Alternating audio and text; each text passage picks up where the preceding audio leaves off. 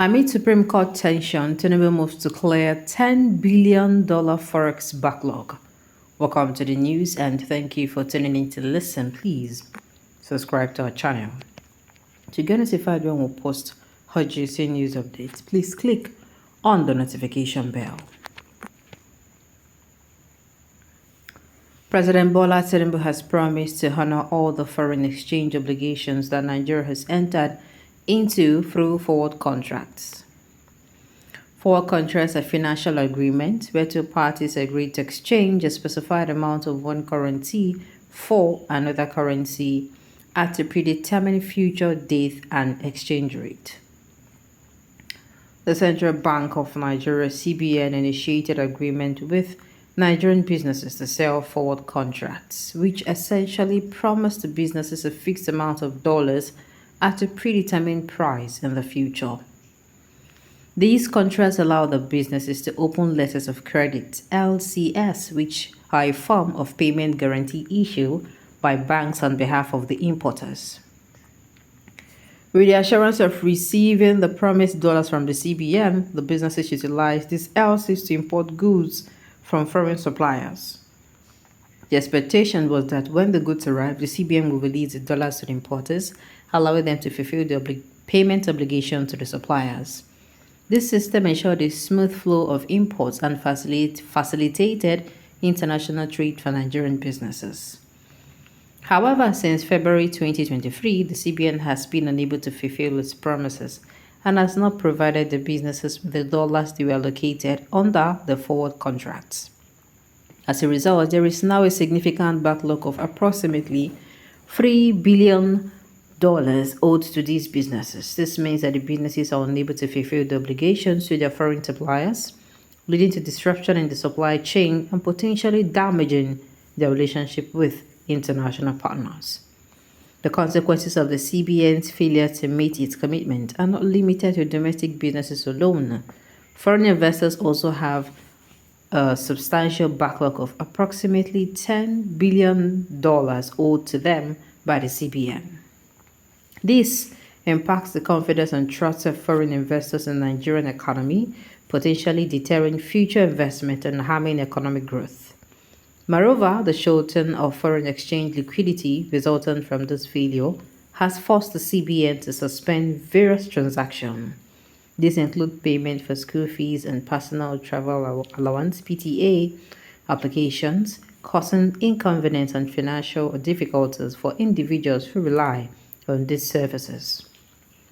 Overall, the CBN's failure to fulfill its promises has had significant financial consequences for the businesses involved, leading to a backlog of owed payment and disruptions in international trade relationships. This has also negatively impacted the border economic stability, with suspended transactions and a potential decrease in foreign investor confidence. Resolving this issue and restoring trust in the CBN's ability to honor its commitment will be crucial for the recovery and growth of the Nigerian economy. To address this huge Forex backlog, President Bola Tinubu at the 29th edition of the Nigeria Economic Summit Group (NESG) announced that, consistent with our commitment to enshrining fairness and the rule of law in our country, this government will uphold the sanctity of every legitimate contract. He said, and I quote, "Specifically as it relates to foreign exchange obligations of a government, all forward contracts that the government has entered will be honored, and a framework has been put in place to ensure that these obligations are met in due course." Tinubu also disclosed that a framework has been established to ensure the government meets its foreign exchange obligations as stipulated in the contracts. An official of the Central Bank of Nigeria (CBN) who was at the event said, and I spoke, "This framework would likely include policies, procedures, and financial resources to ensure the obligations are met as agreed upon." The president, in his address to the NESG, said there must be consumer credit, adding that the scheme would have to come to effect as soon as possible. He said, "I tasked my team and my colleagues to build this program and develop it now. We cannot talk about anti-corruption where you have to look for cash to buy a car when there is a mortgage for home home ownership. Where do you expect a civil servant to live? 3 million or 5 million naira for housing without corruption? If you do not change and plan the welfare for judiciary, and you ask them to be fair, render justice with mercy. Tinubu noted that Nigeria aims to achieve $1 trillion economy by 2026 and $3 billion within this decade through sustenance and competitive growth. He said the private sector is crucial to achieving this goal and that the government is seeking collaboration and support from industry leaders to realize this vision. He said public-private partnerships and successful models from the past will be utilized to ensure a prosperous Nigeria for all of us. Tinubu said the private sector is encouraged to bring ideas, leadership, and capital to build a hopeful future. I am confident that by working closely with all of you in the private sector, financing our $3 trillion national infrastructure stock can be achieved in 10 years and not in 300 years. Alright, so what's in this up now? This is what I'm talking about though. Imagine, say for instance now, imagine you're a medium scale business.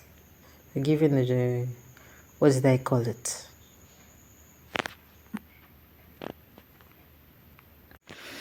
And meanwhile, in all of this, we should not forget that while the case is actually going on at the Supreme Court, Tinubu is trying himself to still woo Nigerians.